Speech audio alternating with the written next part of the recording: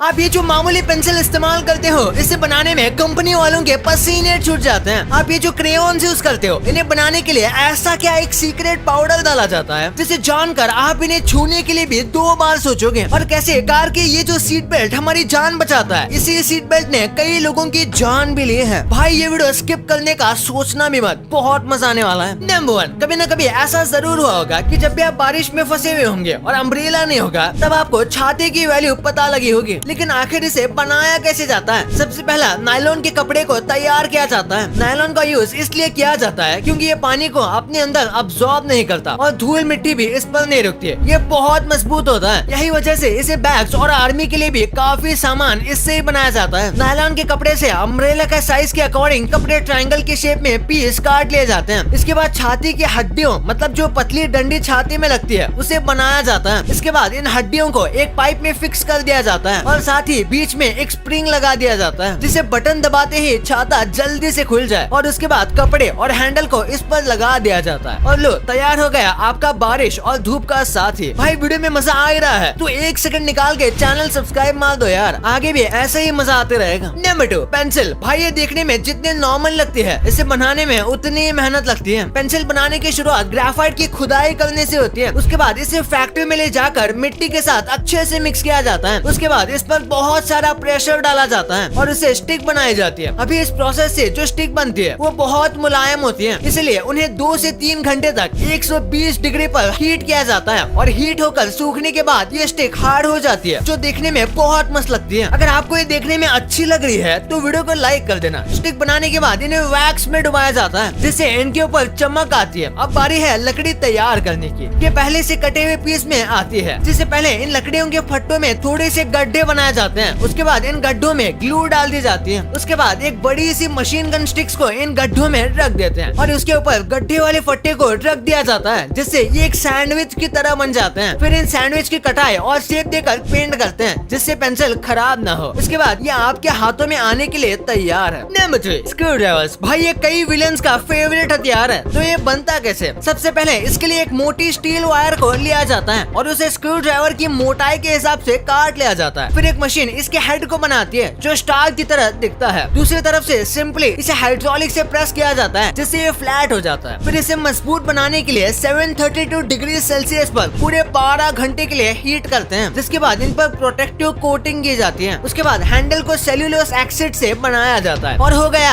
आपका screw driver तैयार। Number 4, airbag. भाई ये कार में बहुत ही इंपॉर्टेंट चीज है, पर आखिर ये आइडिया किसका था? 1950 में एक इंजीनियर अपनी फैमिली के साथ कार में कहीं जा रहा था। अचानक से उसकी कार का एक्सीडेंट हो जाता है। उस एक्सीडेंट में किसी को कुछ हुआ तो नहीं, लेकिन इस बात ने उस इंजीनियर को चिंता में डाल दिया। उसके बाद उसके दिमाग में एयरबैग बनाने का आइडिया आया। उस टाइम के एयरबैग के लिए पीछे कार में एक सिलेंडर लगाया जाता था जो एक्सीडेंट होने पर एयरबैग में हवा भर देता था, लेकिन तरीका बहुत स्लो था। जब तक एयरबैग खुलता तब तक इंसान को चोट लग जाती थी। अगले कई सालों तक इस मसले का कोई सोल्यूशन नहीं निकला, लेकिन 1967 में एक अमेरिका के इंजीनियर को आइडिया आया जिसने केमिकल धमाके से हवा भरने का फैसला किया। एयरबैग के अंदर जो केमिकल यूज होता है उसका नाम है सोडियम एजाइड, जो कार के सेंसर से अटैच होता है। जैसे ही सेंसर को पता चलता है कि कार का एक्सीडेंट हो गया, वैसे ये एयरबैग के अंदर लगे केमिकल सोडियम एजाइड को इलेक्ट्रिक सिग्नल भेजता है, जिससे वो केमिकल में धमाका होता है और उस धमाके से नाइट्रोजन गैस निकलकर एयरबैग में भर जाती है। क्रैश होने से लेकर एयरबैग फूलने तक 20 मिलीसेकंड लगते हैं। मतलब जब तक आप पलक झपकाओगे उतनी देर में आपका एयरबैग 5 बार खुल जाएगा। एयरबैग का फैब्रिक भी बहुत खास होता है। एयरबैग के कपड़े को हजारों सिल्क के धागों से एक पीस में बनाया जाता है। अगर इन हजारों धागों में से